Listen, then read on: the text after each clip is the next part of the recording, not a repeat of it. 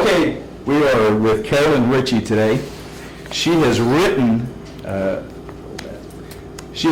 book, The Last Stand at Fort Creek, that it's flying off shelves. It's hotter than pancakes. It's a great read, and so we're going to talk to Carolyn today and get some of the background information of her family and herself and the book.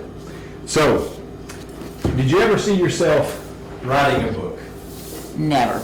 Never. I could see Mama writing a book, but never me. Ever. Well, how did this book come about? Well, it's sort of like a chain of things that happened that made this book come to be. In the end, after we were through all of our trouble and trials with TVA, and there were only 3 families left in the 38,000 acres. There was McCall's, Mosier's, and McCall's, Mosier's, and Ritchey's. And so McCall's had one daughter, Margaret Ellen. And Margaret Ellen went to a seminar at Maryville College by a Cherokee lady that was publicized, and so she went. And she impressed upon Margaret that if you have a story to tell that's really detailed and important, that you needed to be the one to tell the story, or it would never be told in truth. That it would be somebody else's story and they'd twist it the way they wanted it. So she told Marianne and Sally and Mama and myself, and she says, you all have a story like we do, and we need to get this down on paper. So Margaret Ellen at the time lived in Maryland with her husband, and she worked in D.C. And she became ill rather quickly and had her mother's letters to go by, and she was going through the letters because this was back in the 60s and 70s when that was the way you communicated. And so she was collecting all of her things, and so she kept telling me, Carolyn, get your mother to write the book. And so, of course, Mama, don't you want to write this book? And Mama would say, no, I'm done. That's just all she'd say is, I'm done. Well, I was the third child in the family, and I was the one that was the why and the push, and Marianne and Sally were always very well-mannered. I came along and was you were the rebel. I was the rebel. I was the one that was like challenging, I guess. And so she kept telling me no. Then Margaret Ellen died, never got the story written. Burl Mosier died, and Burl Mosier had no children. So his story's dead, except what's been told, and then some of that gets lost in truth. Yeah. Then Ms. McCall's daughter, Margaret Ellen, she had no children, her husband's dead, that story's dead. And now these are the last 3 families in 38,000 acres, and we had a story to tell. And now they were in Blunt and Monroe, correct? No. They were in the McCalls were in Wares Bend, which was Loudon County. Oh, okay. And to this day, the whole bend was taken. I'm not quite sure how many acres, but it was over 1,000. And I think, I'm not quite sure of that. I shouldn't probably say the 1,000, yeah. But it's been rented back for these 43 years, and there's a man that rents it and farms it. There's nothing in there, and you can only get in there on horseback or a 4-wheeler. No, 4-wheelers. You have to walk. You either hike or you ride a horse. And then the farmer man has a gate, and he has a key, and he can get his equipment in. So his story was gone. Their story's gone, and Mosier's is gone. And so then when I retired in 2008, I really came at Mama really strong. Mama, we have to get this story down. No. She says, you write. I said, Mama, I taught 2nd grade. See, Spot run, Spot can run. And I said, I can't write. You're the wordsmith. You have a way with words. And she said, she just smiled. And so she says, you can have this stuff. So I went to her house, and I thought, well, I'll organize it. That was my intention. Not to write the book, but to get it organized. Maybe get her interested. And so she gave me filing cabinet, grocery store bags, paper bags, plastic bags, file folders. And it wasn't in any form, fashion organized. So it took about a year to line all these papers out and go through them all, line them up, get them in hanging things, hanging files.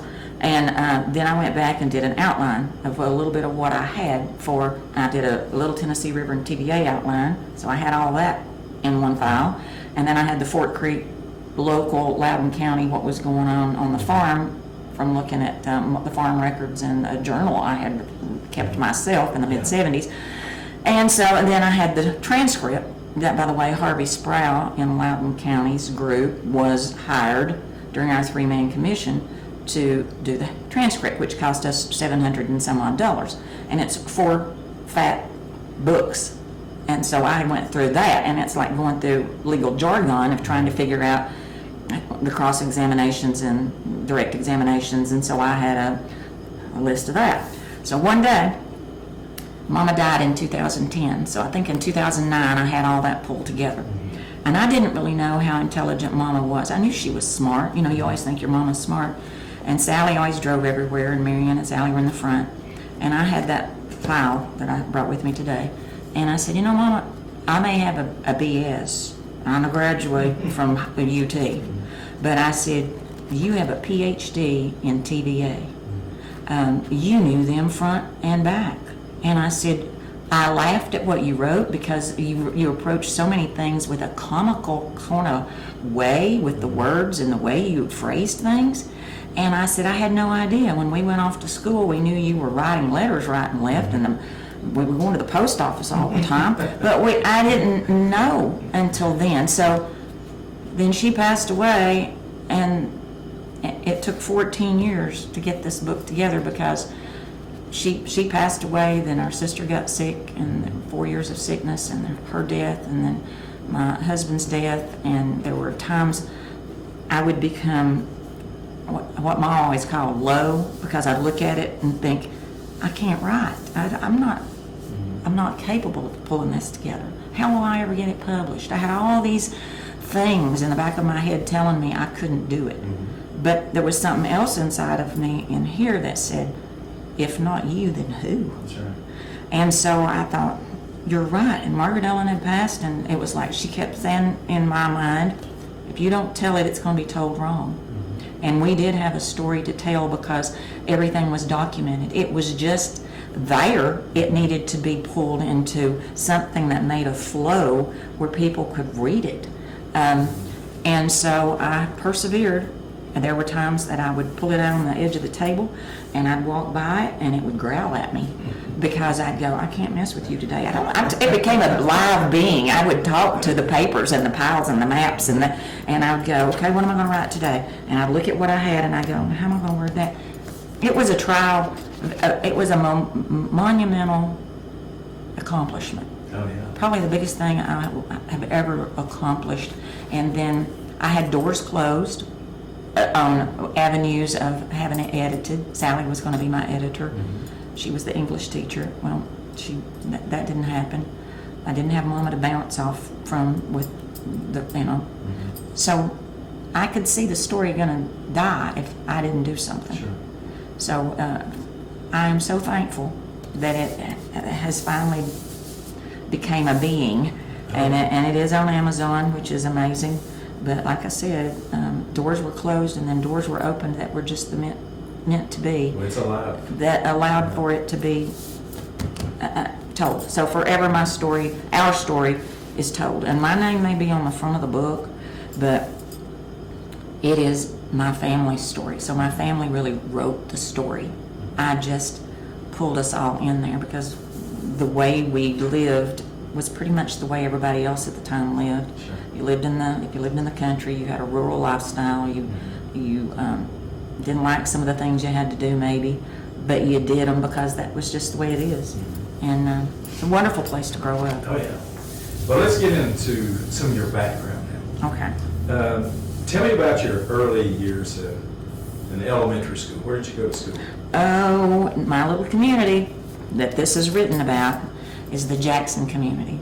And we lived about maybe half a mile up the road from the school on Fort Creek Road. And the Jackson community was in between Loudon and Von Orr on the old Highway 72, about midway, 7.5 miles maybe each way. And in the little community. There was a grocery store, a little place to get your Fritos and your chocolate milk and your 16-ounce RCs. yeah, and your bologna and your cheese and your crackers. And then there was the school, Jackson School. And Daddy had graduated from 8th grade.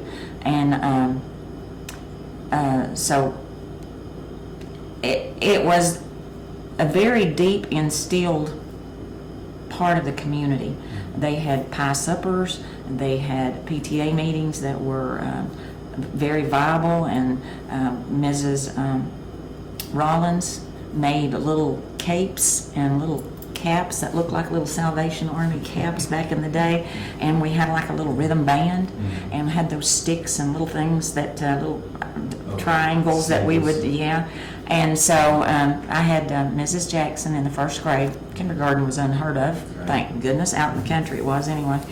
And so I started in the 1st grade in 1961, and it was near the creek, and there were a big old row of swings. And at that time, there was 4 teachers and 4 classrooms and a cafeteria, and we had missionaries that would come and bring their guitars and their flannel board stories. It's the first time I ever saw a flannel board story. And they would play and sing, and we'd sit cross-legged, and they'd have Santa, and there were cooks, ladies that lived in the community that cooked. It was a wonderful place to grow up. Henry Moulter's mother was one of those ladies that came. She was? I didn't know I'll tell that. you about that later. Okay. Any teachers that stood out that made a big impression on you? Miss Jackson, Why is that? because she taught me how to read, and I thought there was nothing else to learn. I could read. What else is there to know? I can read. And I had Miss Jackson, 1st grade, 2nd grade, 3rd grade, all in one room. So you just moved your desk area where you positioned. Finally, 3rd grade, you got by the big windows. So she made a big impression. She seemed fair. She could tell stories without reading in a book. And she would raise her eyebrows and stick her tongue out and curl it, and it looked like at the time it was touching her nose. I'm sure it didn't, but that's how it looked. And she could control pretty much by her eyebrows and her just the expressions on her faces. And I always thought she hung the moon, and I got to tell her that. And I got to write her letters when she moved from the community. She went, I think, to Davis School when they closed Jackson. I think she taught at Davis for a little while, and then from there she went to Loudon Elementary before she retired. And so then when she left Loudon because of her health, at some point she ended up in a nursing home in Shenandoah in Knox County. And I had her address, and I would write her these letters. Remember when William Simpson had those little tiny turtles, little bitty ones, and he'd stick them on his tongue, and then he'd walk up to the girls and go, and there'd be that turtle. Of course, we'd all squeal like banshees. And of course, William's desk was right up there by Miss Jackson's, and he couldn't go out and play at recess. So she stood out. That's a long story to tell you that, but that's why she stood out. She just ingrained in my memory forever. I'm so glad you got to tell her. Oh, I did. So you went on to Loudon High School. Any teachers who made a difference there? Probably Mrs. Mildred Miller. And why? Again, it's the way she handled her class. She was quiet about what she did. She went about the classroom with expectations just by the way she held herself and the way she spoke to everybody. In the class, I had typing 1, typing 2, shorthand. I mean, I had her for a bunch of stuff. And once again, I learned to type. That was like learning a foreign language to me. And shorthand. I had her for shorthand. Okay. And she was very special. Well, how about Hiawassee and UT? Well, from high school, I went to Hiawassee. I followed Marion and Sally's path of school. It was like, oh, well, they're doing that, so I'll just do it too. Yeah. So we all three at different times went to Hiawassee. At Hiawassee, it was probably Mr. Anderson. He taught botany. And he took us out on field trips through the woods, and he would bring in beautiful tomatoes and hold them in his hand, and he would show us. And then he would talk about how things are not always as they seem, and he'd turn that tomato around, and why it was rotten as all get out on the other side. And I don't know, he was very interesting. I enjoyed him. And then you went into teaching. Well, at UT, I didn't have a special teacher. No, and I did not live there. Okay. I lived at home and drove 43 miles one way up Alcoa Highway, and that's when I really learned how to drive. Yeah, I had Randy the muffler knocked off one time. Have you ever driven a car without a muffler? No. Oh, it sounds like a trailer truck with a J's brake. I got your PE teacher up there. Dr. Plotnicki?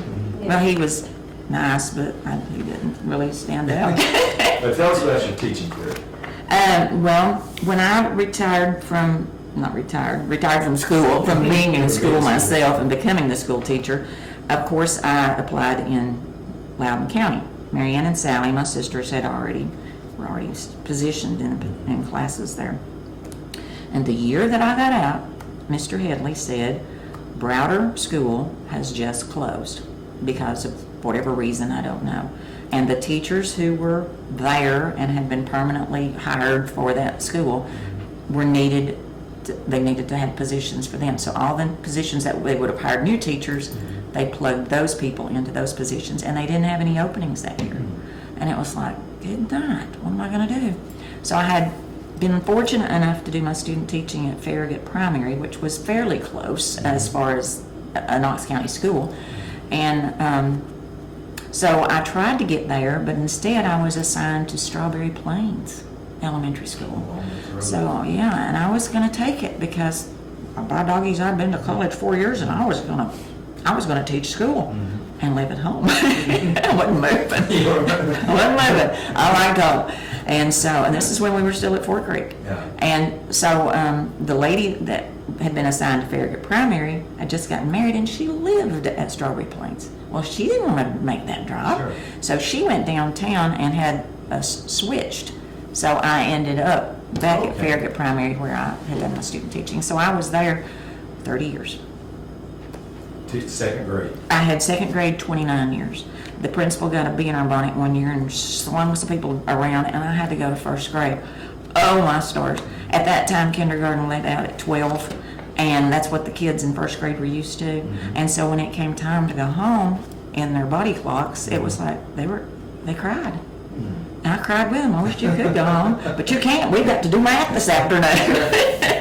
So I had first grade 1 year, not a first grade teacher. Okay. Well, let's go back to the Jackson area. Okay. You mentioned Joe Brookshire store a while ago. And another, I know by reading the book, important part of your life was the church, Bethel Church. What are your memories of Bethel Church? Well, that's my very first memory of Jesus, I guess. Well, not even. Well, a picture of him that hung in the church. Of course, my grandmas were both religious, and they told me especially Mama's mother would tell me that she was praying for me. And later, I thought, wonder what that meant. At the time, I just thought, oh, how sweet, my grandma's praying for me. But anyway, yes, that's where Daddy's grandfather helped build the church in 1878 as a young carpenter. He was William Benjamin Presley, and he was a carpenter by trade. He built the Carmichael house that was out from Pond Creek Mill, and it had a freestanding stairway. And so he had that prototype in his shop for years. I don't know whatever happened to that. And one of the barns that he built was a mule barn up on the Fowler farm, and it still stands today and is in great shape. That's way over 100 years old. And then he helped build the house Daddy grew up in for his own mother, and his Daddy's grandmother is buried in the Bacon Cemetery across. Well, it's really this Russell Cemetery. It's what I think they call it. Across from where the Bacon house was on the Bacon farm, it was just a farm cemetery. And now it's part of the Tellico Village. And so Bethel was where I had my first Easter egg hunts and Bible school. And Emma Watson was one of our teachers, and along with Mama. Mama always took responsibility. She had all four of us, and she would take her turn with Kool-Aid and chocolate milk and Ritz crackers and peanut butter and whatever it was we had. And we were in the Christmas plays there. And that's where I was saved in the 6th grade. And so I walked up the aisle and It was a wonderful little country school. I can't say that I was a Methodist by choice. I was a Methodist because that's where we went. And they didn't push, they didn't talk Methodist. It was just like most churches. They had preachers and Bible school lessons, and you learned your Bible verses. And you had maybe 2 or 3 other choices of churches out there. You have Jackson's Chapel and Fort Creek. Yeah, and they were both Baptist. Church, yeah. And we did go to Fort Creek for Bible school, and we went to Valley View, which was on up the road, and that was Baptist. It didn't matter, Methodist, Baptist. It didn't matter. So we went to all the Bible schools that were available. Your parents, that's the way to get you out. Yeah, Mr. Brock used to come in his, looked like a gangster's car, and he'd just drive up. We'd pile in there on top of everybody else. And I can remember one time thinking, he's not going to know where I live. I'm going to tell him. I said, I live right here. Of course, Marianne and Sally were in the car with us. And he said, I know, but as a little child, you don't want to have to be left somewhere else.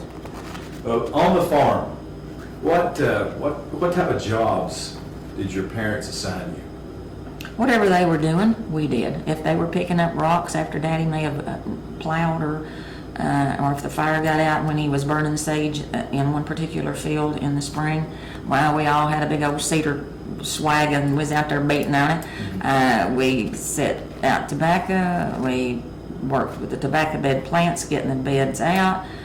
We hauled hay. We raised calves. We topped tobacco. We hauled tobacco. We handed tobacco. Whatever there was to do, we had an old warm morning stove that came out of I think the Philadelphia church, some old church in Philadelphia, and it didn't have a jacket on it. It was just a cast iron, big old round thing, and so it burned coal or wood. And so my earliest memories are when it burned coal, and we had coal buckets. And so Daddy would go to Lake City up above, near Norris, somewhere up in that, and get buckets, loads of coal. And we had a coal pile, so our job was to get coal in buckets and line them up on the front porch. So all of our pants would have big old, because we couldn't hold the bucket, 5-gallon buckets, and they were heavy, and big old coal buckets. So Santa didn't have to go far to find his pile of coal for us. It was just out in the yard. So whatever was going on is what we did. Did you know how to drive a tractor? Yes. That's part of it? Yeah, that was just part of it. But did you ever rebel against your parents for this work that they were making you do on the farm? No. We just did it. Yeah. And if we were told at 90 degrees something weather to put on long sleeves and gloves and wear a hat to go to the field, we did it. Because some of that stuff was itchy. Oh, yeah. But tell me about your mom, because I know in the book there's several references in there and a bunch of her writings that I was just so impressed with her writing skill. But tell us about the woman. Well, thank you for recognizing her writing skills. How far back do you want me to go? I know that she worked in the mill. Parents had the mill, so you can start there and go forward if you like. Okay, well, Mama had an internal, I don't know what you want to call it, constitution of principle and what was right, what was wrong, and she didn't mind standing for it. I'll go back just a little further. Okay. When she was in school, she had a brother, Joe, who was 10 years older than her. Then there was she was, and then she had a brother, Sam, 5 years younger. And so when Sam and she were in school, Sam was smaller in stature, and so kids would pick on him. So Mama fought Sam's fights, and Mama's the one that ended up in the trash can, because that's what they did to you. They stood you in the trash can and put your nose in the corner. So from an early age, Mama was going to stand for what was right. And so even back when she was fighting for Sam. And when they came to the county from Dayton, Tennessee, her daddy ran a mill in Prospect when they came here, and they paid for the mill in the heart of the Depression. Well, her daddy, she loved both parents, but her daddy was something else in her mind's eye. He read the paper from front to back, and he knew what was in it, and she watched, and he taught her. So she was very in tune with anything political. She could tell you how this one was voting or how that one was going to vote. She had an intuition that allowed her to see this and then something else over here, and she could mesh the two, and she was right. And I didn't have that vision, but she had it, and it was just a knack. She went to Prospect, the little one-room school, and loved it.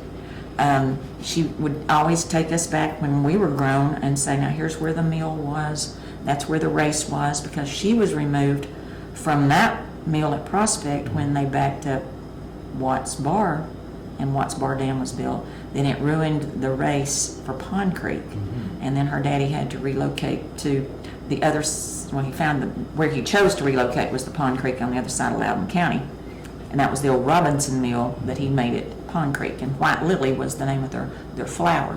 So she learned work. She and Daddy grew up during the Depression, and it was no whine to it. She said her daddy got them up at 4 o'clock every morning, dark as a dungeon. They'd sit there in the dark until daylight. She said she didn't know why, but that's just the way they did it. And so she grew up without electricity, without water in the house, without a bathroom, and they had a spring where she used to talk about how they put Jell-O and just put a plate over there, stick it under there with a rock on top of it. And so her writing skills, she went to Loudon to high school, and we didn't know this until years later, but she wrote poetry. And she has always seemed to have just a way with words, and she would have been a great eligible person to go to college, but when she was born, her daddy only allowed her to have one name, and that was Jean, Jean. Her brothers had double names, and she said, well, her daddy said that, well, you'll just marry. Women marry.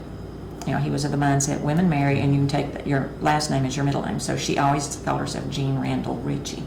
So she had a way with words, and it just came, just like she had a way with math. She and Daddy both could do math in their head, percentages, and that just wasn't anything I landed with. I don't have the math, and I don't have the wording. That's why I wanted to insist that she write the book. So in one way, she did, because she's in here, and anybody that reads it, and so far, that's what most people say. I've even had people say, how many degrees did your mother have? And I'll say, well, Loudon High School, 1938, and they'll say, well, she writes like she's got several degrees, college degrees, and I said, well, thank you. She could stand up and talk like she wrote. Did she know she had that skill? If she ever did, you would have never known it. Because when I told her that she had a PhD in TVA, after I read the stuff that she had written, she just smiled. That's all. Her only reaction. So she was very intelligent, and I got to tell her that, and that I didn't really know how intelligent she was until I was old and going through all of her papers. But thank you for noticing that. Oh yeah, she could write. Very clear. Well, tell me about your dad. Daddy was from a farm family all the way. Her mama was from a milling company kind of family. Daddy's farm family goes back to some Blankenships, back to the Revolutionary War. Mama's went to the Revolutionary War through the Fergusons in Spring City. And Daddy's went back to the Blankenships through Grandma Ritchey. And so his family were sharecroppers. They were renters. They worked on farms. They are buried all up and down, his ancestors, up and down the Little Tennessee River at Sinking Creek, Morganton, Mount Zion, that's near Coy Springs, the Bacon farm. So his family goes back to hard work, knowing how to farm and knowing how to work the dirt, and they liked it, and they knew what they were doing. But how did your mom and dad meet? Well, Daddy, at the age of 20, World War II was going on, and Daddy he joined the Navy. And so farm boy leaves, goes to San Diego, California. I can only imagine he went by train for his basic training, I guess. So he's off and gets assigned to a radio unit that goes to the South Pacific. And so he writes back, he's lonesome, and he just Mama was down at the mill. I guess he'd seen her from a distance. So he's just wanting to write somebody to get a letter, and I've got his first letter that he wrote her. Really? Yeah, we've got their letters. Mama wouldn't let me read those until she passed away, but they're like reading Walton's. I've heard a rooster crow, and it made me feel, when he was in New Guinea, he heard a rooster crow, and it made him think of the farm, and he was real homesick. And his family was still farming, so they didn't have a lot of time to write. And so he just asked her to write. So they started writing back and forth. I think that was 43. And so they wrote back and forth, nothing serious. It was just like, Daddy would say, I hope, when I get back, I'm going to put out a big corn crop. Or, have you seen my folks down at the mill lately? And she would tell about what she was doing and that they had trouble with the truck somewhere. I mean, it was just all businessy kinds of things. So basically, I guess they met through letters, even though they lived in the same county. That's great. Well, tell me about your sister Sally and Mary Ann and brother Randy. What were they like growing up with? Well, I don't know. We had a lot of fun. Sally was the oldest, and then Mary Ann, then me. I always said I was Daddy's third grade big disappointment because I was another girl. And then 2.5 years later, there was Randy. We did everything together. Like earlier you asked about what we did on the farm. And it pulls a family together when you're out hauling hay, and you have to work together to get the job done, or you're going to be there forever. And so Sally was always more proper and more civilized, is what I'll call it. And then Mary Ann followed suit, and they were closer in age. There was a 4-year gap between the first set of two and the second set. And so I was sort of Randy's buddy, and we climbed trees, and not that they didn't climb trees, but they were at a different point in how they played and the kinds of play that Randy and I did. And then when we got to have calves that came from the bacon farm, Daddy had gotten us when I was in the 6th grade, I guess, and we named them Captain and Betsy, and we spent our whole summer with those calves, teaching them how to wear halters that Daddy had made us taught us how to make with twine string, and so we had fun. I mean, we fought like any brothers and sisters do. I remember Randy knocked my tooth out one time because I don't know, but I mean, it was loose. It needed to come out. I mean, it was just, Sally beat me on the head with a fly swat one time because I had a bumblebee on my head, but she didn't tell me, and she said she's saving my life, but here she is whapping me with this. So, it's all the little family stories that you could tell.